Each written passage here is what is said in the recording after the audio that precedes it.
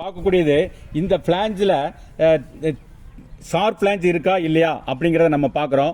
இப்போ பாருங்கள், இந்த டயர் டிஃபிட் கேஜில் இந்த அடிப்பாகத்தில் இந்த பிறை நீளா மாதிரி இருக்கிற இந்த இடத்த ஃப்ளாஞ்ச் டிப்பில் வச்சு பார்த்தீங்கன்னா இந்த ஃப்ளாஞ்ச் டிப்பு சென்டரில் போய் டச் ஆகும் அதில். ஸோ ரெண்டு சைடும் கேப் இருக்கும். ரெண்டு சைடும் கேப் இருந்ததுன்னா that is totally sharp flange 5 mm. This wheel should not be allowed.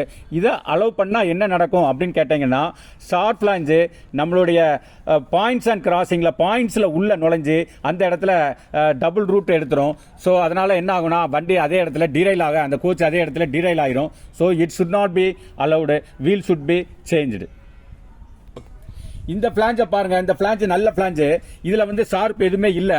இப்போ இந்த பிறை நிலா மாதிரி இருக்கிற அந்த கேஜில் உள்ள பாகத்தை நான் அப்படியே கொண்டு வச்சு பார்க்கும்போது இப்போ அப்படியே உங்களுக்கு ரெண்டு சைடும் இல்லாமல் நடுவில் மட்டுமே கேப் தெரியுது. அந்த கேப் வந்து என்னத்தை சொல்லுது அப்படின்னு பார்த்தீங்கன்னா, ஃப்ளாஞ்சு ஷார்ப் ஃப்ளாஞ்சாக ஆகவில்லை என்பதை தெளிவாக காட்டுகிறது.